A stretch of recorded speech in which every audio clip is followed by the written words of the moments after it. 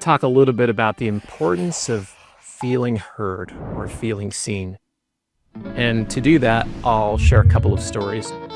The first has to do with a client of ours that we used to have here at ClearSource called Zag.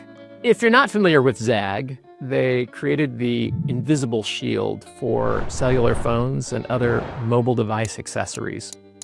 And this story is about a man who lived in Minnesota and had gone to a local Zag kiosk at a mall in order to get the latest invisible shield for his Samsung cell phone. When he went to the kiosk, he got some information that was different from what he had been told by the corporate office customer service group.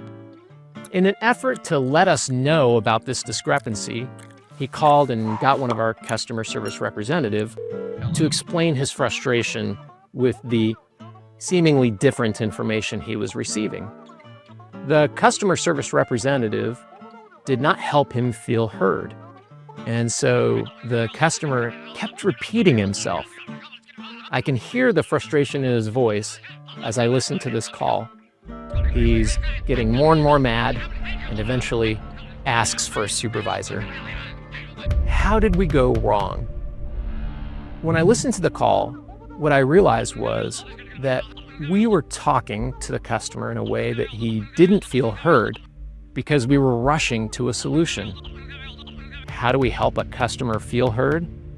A great way to do that is to ask them questions about the issue that they're facing that might not have anything to do with resolving the issue, but that give that customer an opportunity to say everything that they need to about the problem that they're facing. Only when a customer feels heard will they become ready to explore solutions. Now, one of the things that I think is important to understand is that at most business process outsource companies, we're taught to remain calm. Don't get excited or agitated with the customer.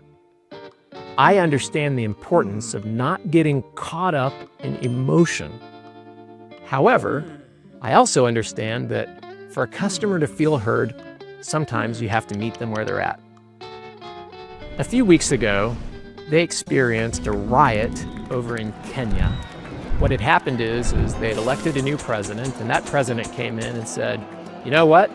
We're going to have to tighten our belts and reduce spending in certain areas in order to save the government's budget.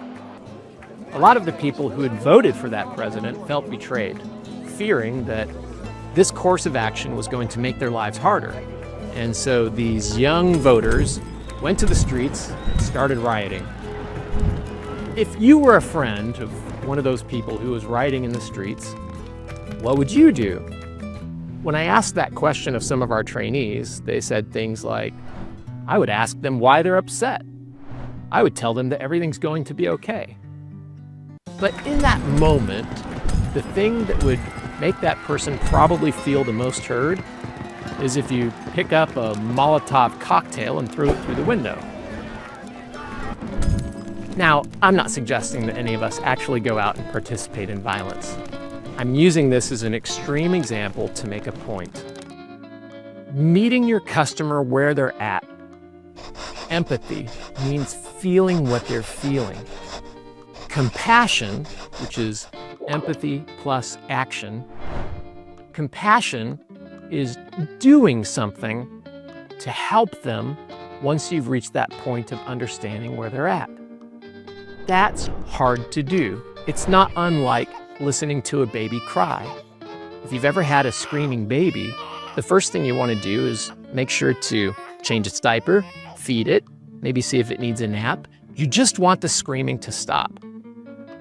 Customers can sometimes feel like screaming babies. And in an effort to get the screaming to stop, you rush to a solution, believing that if you can help them see that you have the ability to fix the problem, they'll stop screaming. But they haven't yet felt heard. You haven't yet met them where they are at. And so in that situation, as I said a moment ago, a great course of action is to ask them questions. Help them to tell you their story about why what they experienced is so frustrating. Help them to tell you what it cost them, why it's made them so angry. And only when they have told you everything that they can about what happened, do you politely suggest, I think I have an understanding of what went on. Would it be okay with you if together we explore a solution to help make this right? When you meet your customer where they're at, help them to know that you care about it just as much as they do, not with scripted or canned empathy phrases, but from a place of genuinely seeing them as a human being and desiring to make the situation better. Only then will you come up with an authentic and amazing solution that's going to turn their day around and create within you that warm feeling of having done something amazing.